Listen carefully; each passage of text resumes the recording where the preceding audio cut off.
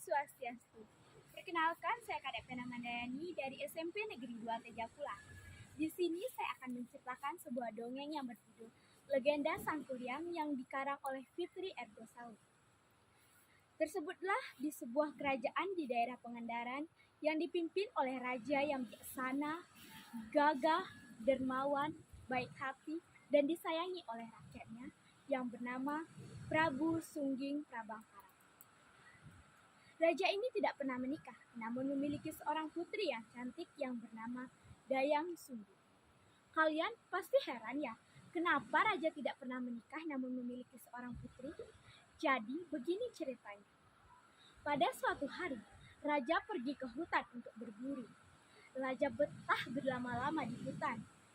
Setelah berlama-lama raja di hutan, raja pun melihat seekor rusa berlari dengan cepat. Raja pun mengejarnya dan meninggalkan pasukan berburunya. Setelah cukup jauh raja mengejarnya, raja pun merasa perutnya tidak enak. Dia ingin membuang air kecil. Dia pun mencari semak-semak untuk membuang air kecil. Dia pun membuang air kecil di daerah semak-semak. Tanpa disadari, air kencingnya tertampung di tumpukan tempurung kelapa. Tiba-tiba, datanglah babi berbulu putih yang tampak kehausan. Dia tertuju kepada air yang tertampung di tumpukan tempurung kelapa itu. Tanpa berpikir panjang, babi itu pun meminumnya. Setelah babi itu meminumnya, babi itu merasa perutnya tidak enak. Perutnya terasa memberat dan membesar. Dia pun berkata dalam hati, "Apakah aku hamil?" Ya, babi itu hamil. Setelah beberapa bulan babi itu hamil, babi itu melahirkan seorang bayi manusia yang cantik yang diberinya Dayang Sumbi. Karena babi itu tidak bisa merawatnya, jadi bayi itu ditaruh di pinggiran semak-semak. Pada saat raja berburu, raja menemukan bayi itu. Dan karena raja merasa kasihan dan iba, raja pun mengambil bayi itu dan merawatnya hingga kini sudah dewasa. Kini Dayang Sumbing sudah dewasa dan dia sudah siap untuk dinikahkan. Namun, sudah berkali-kali ayahnya menjodohkan dengan pangeran-pangeran di luar sana. Dayang Sumbi selalu menolaknya. Dia hanya ingin menjadi seorang petapa. Dia pun berkata kepada ayahnya, "Ayah, aku tidak mau menikah. Aku hanya ingin menjadi seorang petapa." Karena raja tidak bisa membantah keinginan sang putri, raja pun mengizinkannya. Setelah mendapatkan izin dari sang ayah, Dayang Sumbi pun pergi ke pinggiran hutan yang tak pernah didatangi oleh manusia bersama si Tumang. Keseharian Dayang Sumbi di sana adalah bertapa dan menenung. Untuk mengisi waktu istirahatnya, Dayang Sumbi menenung. Pada suatu ketika, Dayang Sumbi menenun di atas danau. Tanpa disadari, alat tenunnya terjatuh ke danau.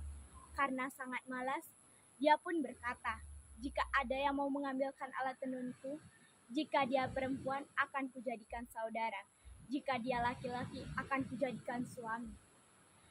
Dewa mendengar perkataan Dayang Sumbi. Tiba-tiba datanglah si Tumang membawa alat tenunnya. Dayang Sumbi pun terkejut. Kau yang mengambilkan alat tenunku. Aku tidak mau menikah dengan engkau." Namun tiba-tiba terdengar suara menggelegar. "Kamu adalah seorang petapa, pantang mengingkari janji." Dayang Sumbi mendengar perkataan itu.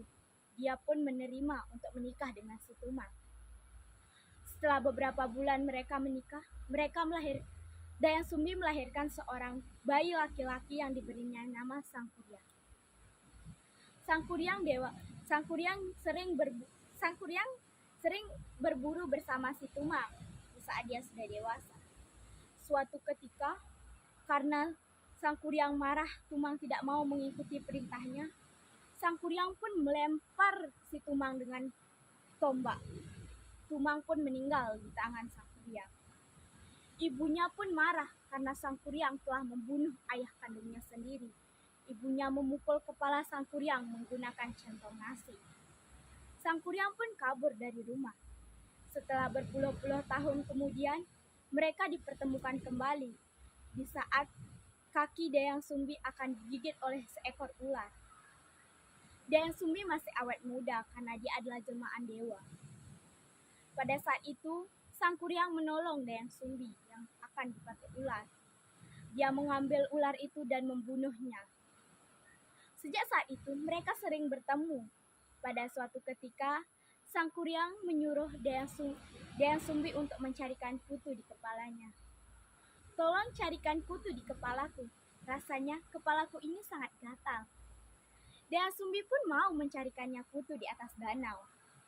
Tiba-tiba, betapa terkejutnya Dayang Sumbi melihat bekas luka di kepala Sang Kuryang. Dia pun bertanya kepada Sang Kuryang, apa yang terjadi pada kepalamu sampai ada bekas luka seperti ini?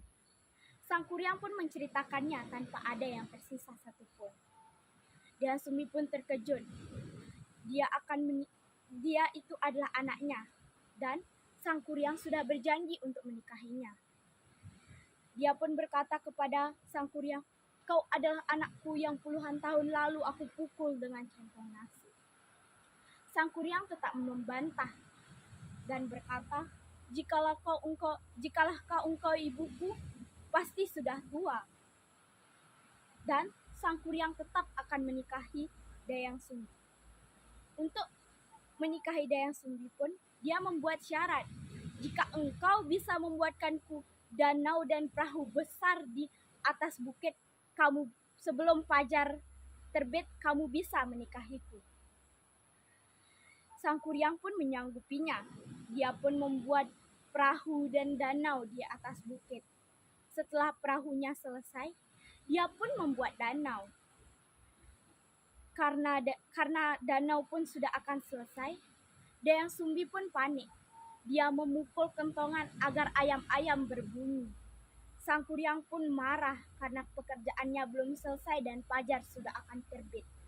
Dia pun menendang perahu yang sudah selesai dan perahu itu tiba-tiba berubah menjadi sebuah gunung yang berbentuk perahu yang sekarang dikenal dengan Gunung Tangkuban Perahu. Demikianlah cerita yang bisa saya sampaikan tentang legenda Sang Kuryang. Bila ada salah kata mohon dimaafkan. Saya tutup dengan para mesanti. Om Santi, Santi, Santi.